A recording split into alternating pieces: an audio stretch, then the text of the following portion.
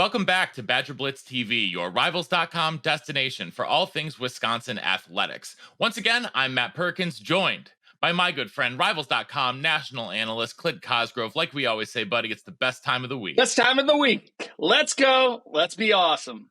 Let's be awesome today, Clint. We had what I think Badger fans would not call super awesome news on the Darrion Dupree front with the renewed interest and offer from Alabama. He has been the Badgers' top target at running back since basically this new staff came in.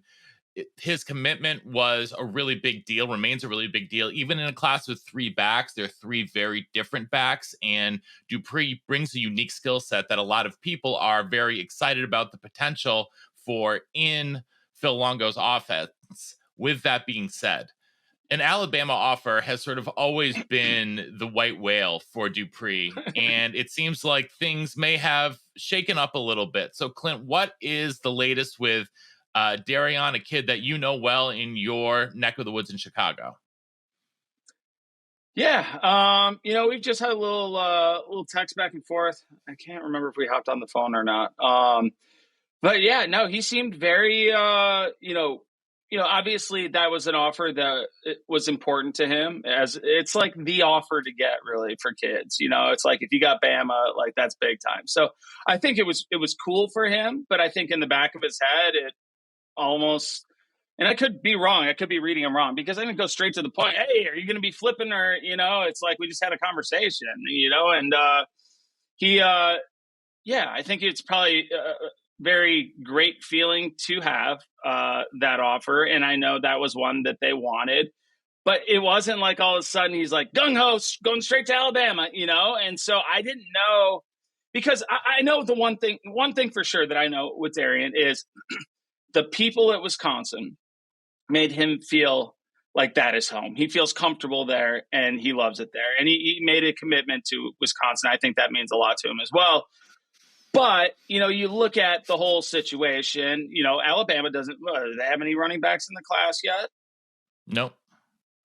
Yeah. And, Wisconsin is three. And then, including him, an opportunity to go down there and visit, not pay for it yourself, like say, hey, let's maybe check things out and make sure I made the right decision. The bottom line is this. I think he ends up a Badger. I really do.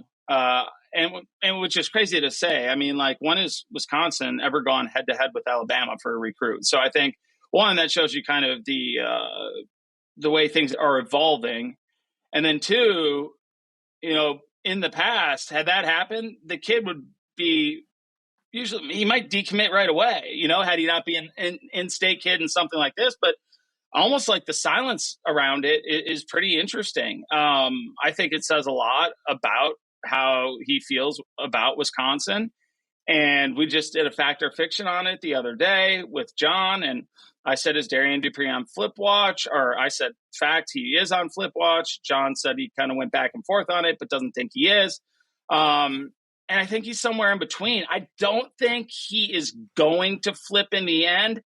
The reason I said fact for he is on flip watch is I could see him testing the waters, seeing what it feels like, making sure he made the right decision. And it's a trip to one of the coolest like football places there are that I've been to, at least. So it makes you wonder. It does. I'm sure as a staff recruiting a kid, it does make you nervous because that's arguably, you're one of your top targets at running back, and you get that person, but then you find out some other people want that person too. And it's just a weird thing. It's like you want what you can't have. All of a sudden, Bama rolls through. They're like, okay, maybe thought he would hold out. Time to throw the hat in the mix now and make things interesting. So I don't know. I just think they've done a great job recruiting him at Wisconsin. I think he feels very comfortable there.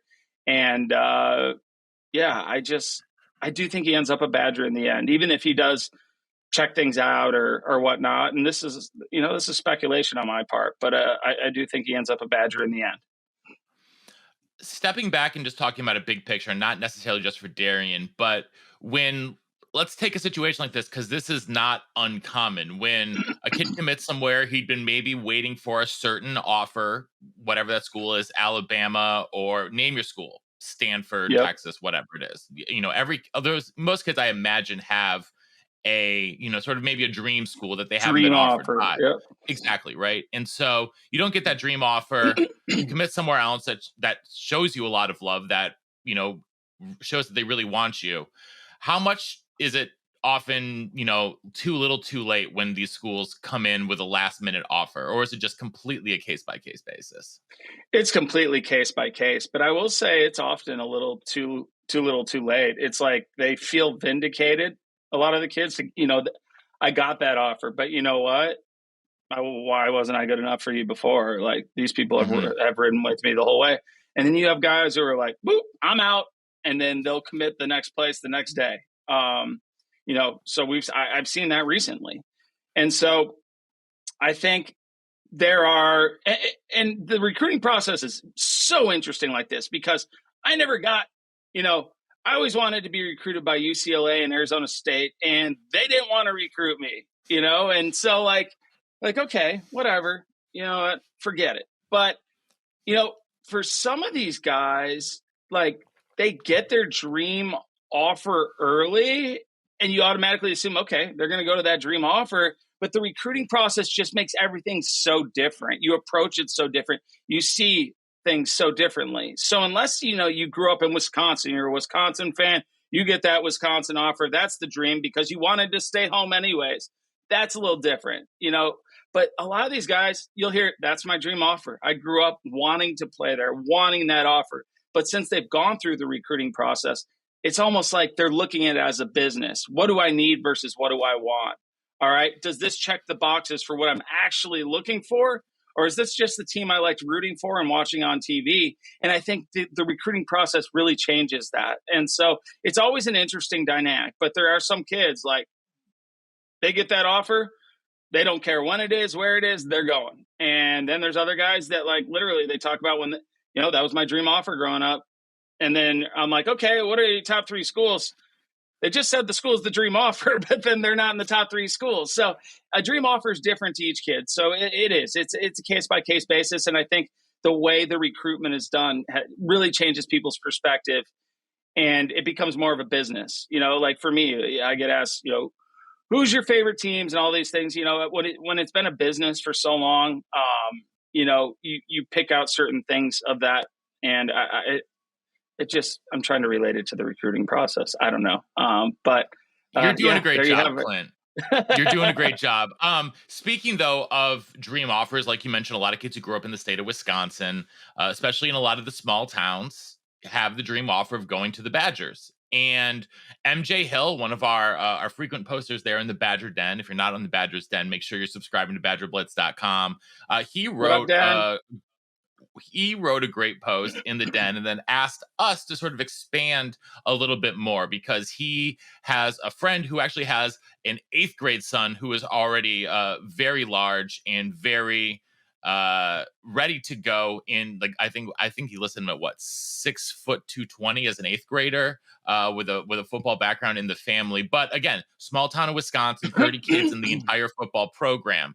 And so he wants to know, like, sort of a step-by-step guide, how to get the kid exposure when you're from such a small town that's not necessarily recruited very well, not in a major city, not in a major market, and then, but to not also, like, overwhelm the kid. And so, sort of, from the business side, we'll start, like, what would you say sort of like a step-by-step guide of getting someone like that recruited? Because we've seen big stars come from small towns all over the country, and more and more these days it seems like there is actually, like, a path to make that happen. There is. It's such a complex question, and it's very case by case, and it has to do with a million different variables. Like, are there resources to do certain things? And I can go on tangent and upon tangent, but I would say this.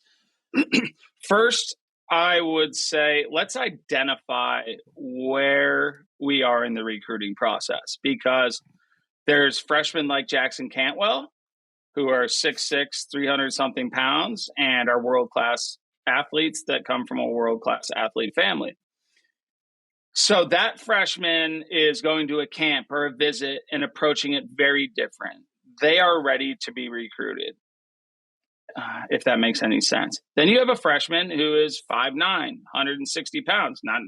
Not saying that can't be a big-time player, but maybe they're playing linebacker at 5'9", 160 pounds. Eventually, they're going to be 6'1", 215, whatever it is. Their approach to recruiting at the beginning is going to be very different than the approach of a Jackson Cantwell. So I'm going to go through the approach of, first, identify. Do I look like the guys who are getting recruited by that team right now? Could I step on the field and play with the same, have no problem. Could I dominate on a field with even these guys? Okay. If you can't, if your size, your measurables and stuff don't measure up, the recruiting process is going to start a little differently for you. This is going to be more of an exploratory phase. This is going to be more go out to a camp, for instance, like Wisconsin camp, and say, okay, maybe not even go and introduce myself to the coaches. Hey, I'm going to be a big guy one day and I'm going to play for the Badgers, but it might be, okay, let's look at what's around me. All right. Am I as good as that top group? Okay. What are they doing differently? And so you're more of in a developmental stage of your recruitment. You don't want to be overwhelming the coaches. You don't want to get an early eval where they're like, oh, that's the one dude who was, 5'9", 165 pounds. Well, he's not playing linebacker at Wisconsin. You know what I mean? So like you're approaching that camp experience different. You're going there to have fun, to see facilities, to see maybe what the older guys who are getting recruited, what they look like, how they play, how they go about their business. So I think it's really important to, one, identify where you are in the recruiting process, and then two, go and get some experience. Go and see, the guys who are earning, offers from camps. So if I go to the Wisconsin camp, it's going to be pretty obvious which guys that they're considering offering, and they're working out and doing certain things. And so then as you develop, as you grow, you get on varsity. And after your first 3 games and it's back in the day, it was junior year, a lot of the time. First 3 game junior year film was really important. Well, a guy like Jackson Cantwell I go to, and there's not a lot of people like that, first 3 games of their sophomore year is very important. So it's identifying, okay, when do coaches need to see my film? Am I a Division I player? Okay, if I am a Division I player and I have my first 3 game film, getting it out there, being proactive. Being proactive is the number one thing that I can say for somebody who wants to be recruited that is maybe not in a high traffic area, kind of off the beaten path, and is going to have to earn their way to a scholarship. They're not going to just come flowing in. Okay, so the film, I would say, is kind of your foot in the door. If you can get somebody to watch it. Now, email your film. Yeah. I mean, send it in a manila envelope, whatever it may be. I mean, it might not get seen. There's so much film that's going through, but you know what? You got to at least try. And so I say be proactive, but don't be annoying with coaches. What you want to do is develop as many relationships as possible. Sometimes I would get through 30% of my inbox. But you know what? Maybe one day I just sat down and the email came through and the measurables looked good. And I was like, okay, I'm going to watch this kid. Or you know what? A kid did come to my camp and I did get to know him. I was like, oh, this is Mike's film. I'm going to give it a watch. Let's see how he's progressed, stuff like that. So developing relationships, being proactive, getting your stuff out there, and then doing it the right way. Matt, I'm going to go to you because I've been talking too long on this subject, and just talking about film, like that is your resume to start. That is your foot in the door, and it has to be done the right way.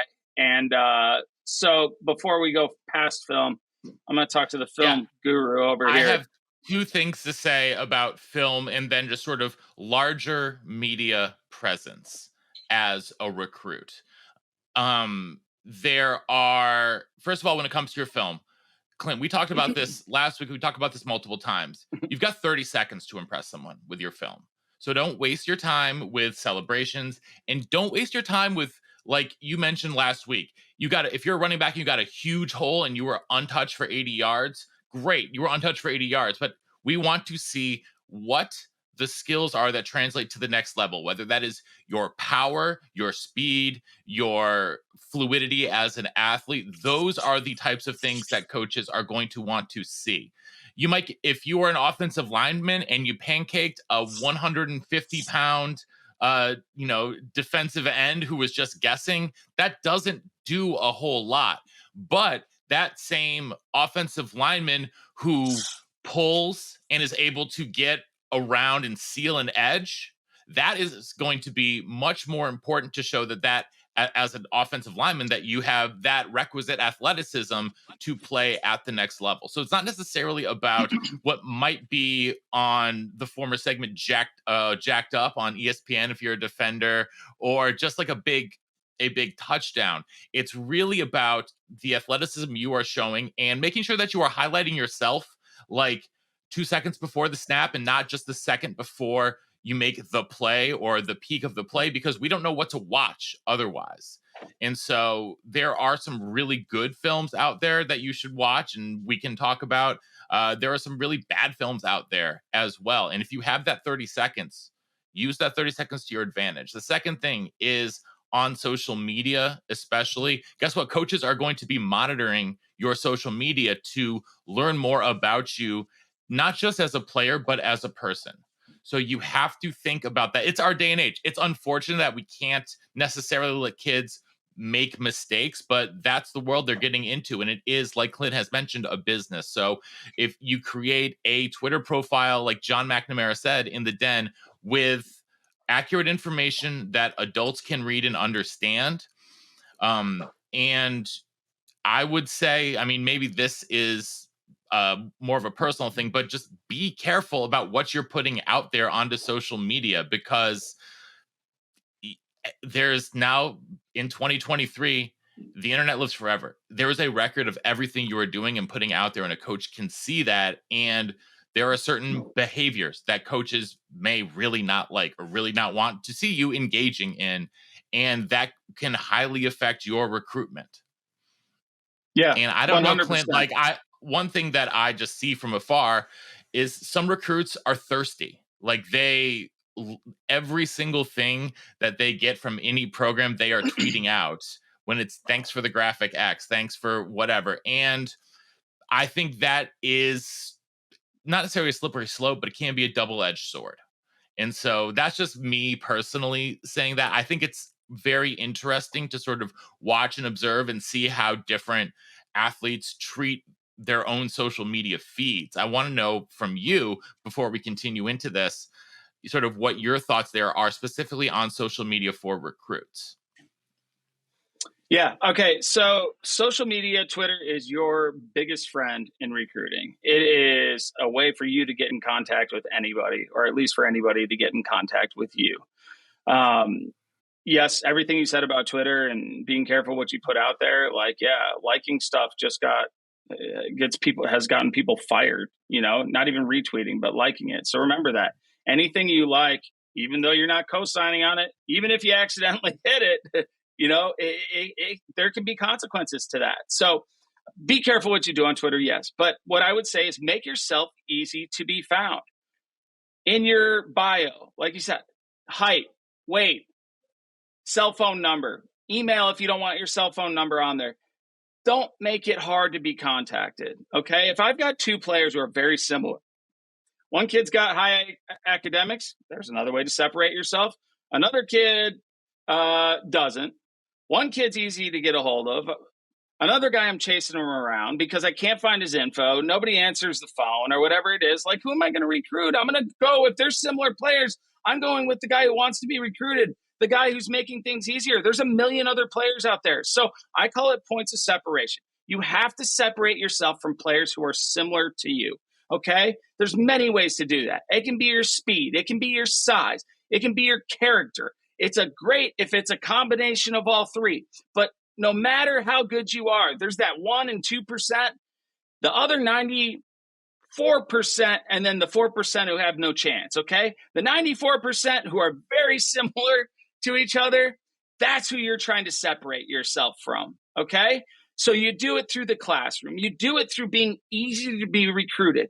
If you want to be recruited, make it easy. I don't want to have to find out Mushbob 87 is actually the player I've been looking for. I don't want to have to make a couple phone calls and be like, is this the kid or is this, like, don't make things hard. Make things easy on coaches. There's tons of players, and as good as you are, there's going to be another player out there like you 90% of the time. So look for ways to separate yourself. You do it by the film. You do by doing it the film right. You go about starting your recruiting process at the right time. Like I said, different guys are going to be a different part of their process. Just because somebody else is getting recruited when they're a sophomore doesn't mean that you're ready to be recruited.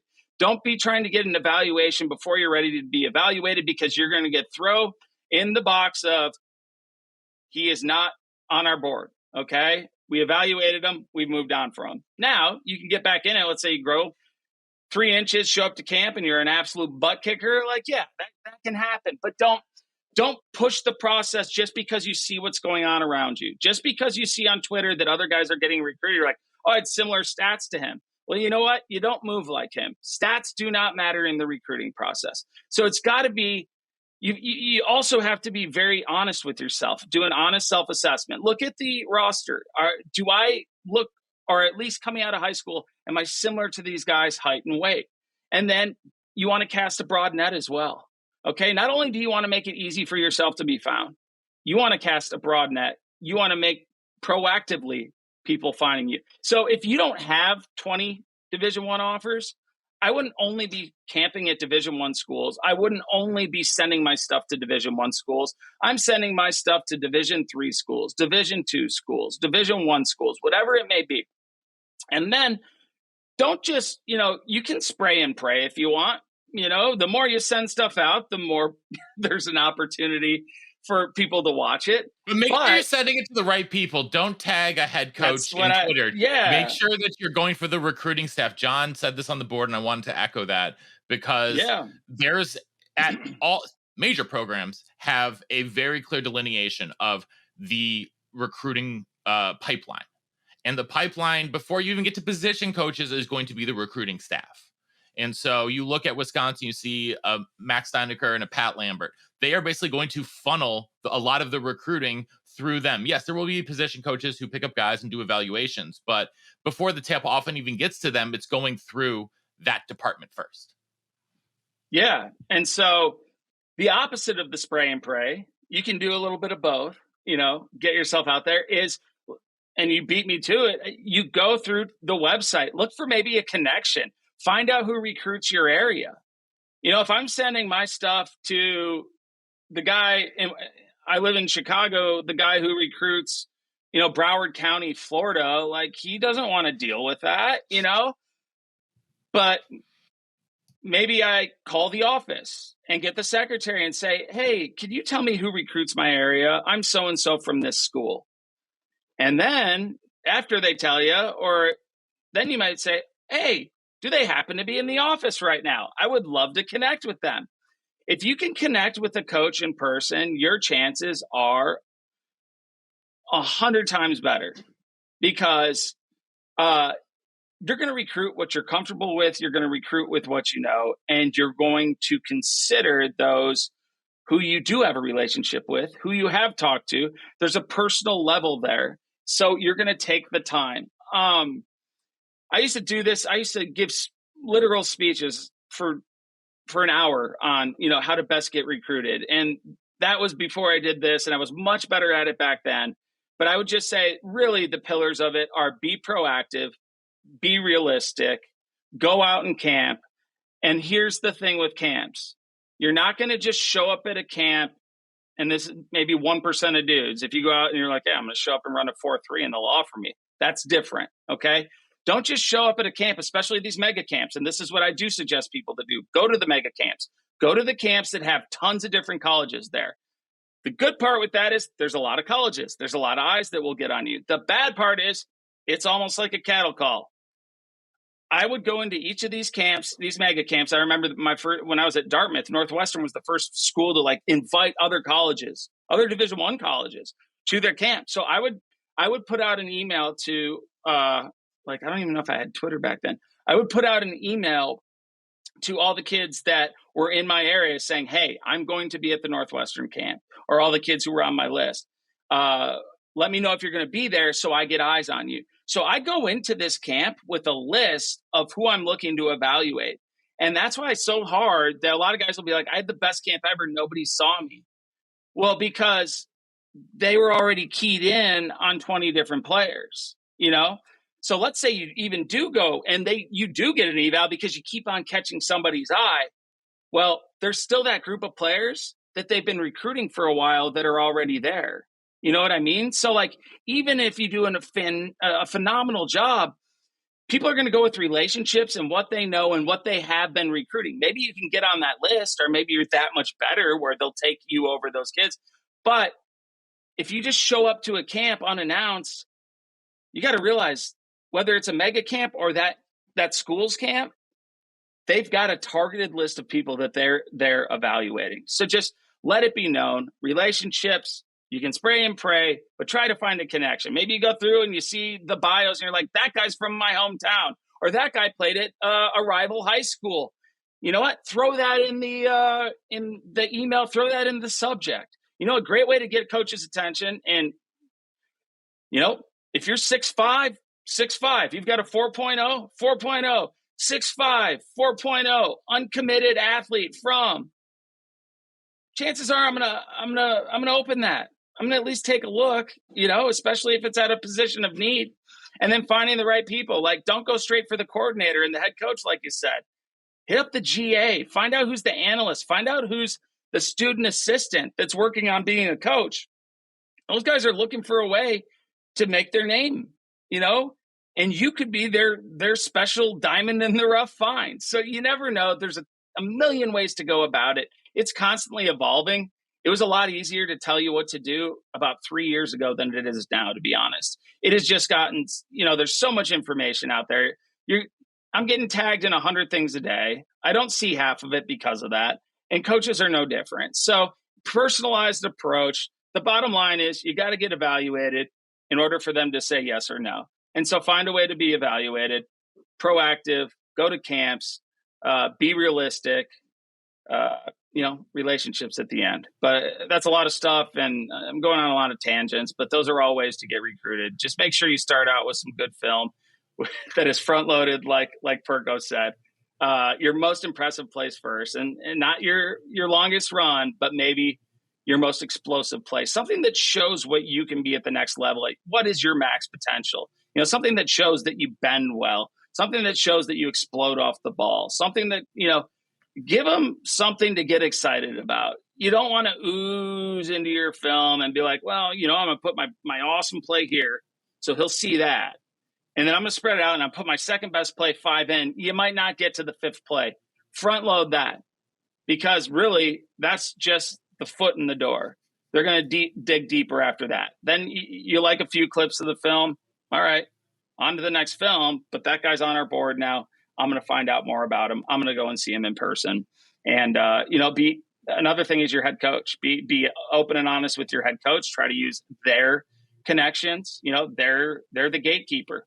When coaches come to the school, hey, coach, this is where I see myself playing. And then coach can give you an honest assessment too, you know, and then based off that, when those schools come in, will you make sure that I get an opportunity to meet them, coach? You know, let them know that you want to play college football, you know, and it all comes down to, you know, never sell yourself short, but be realistic and use your resources in a timely manner. You know, if Alabama's probably not going to offer you, it's probably not worth flying down to Alabama when you could go down to, or go up to North Central, you know, in Naperville, where they're going to have a camp that has, you know, 25 colleges at it. You know, really, you gotta pinpoint where you're spending your time, and it, you know, a lot of it depends on your resources at all. So rant over. Excellent. Well, that is the perfect way for us to end here our episode on BadgerBlitz TV. We appreciate all of you guys hanging out with us here today, subscribing, liking the videos, chatting about it in the Badgers Den over on BadgerBlitz.com. Subscribe today. So until next time, he's Clint and I'm Perko, and we'll see you in the Den.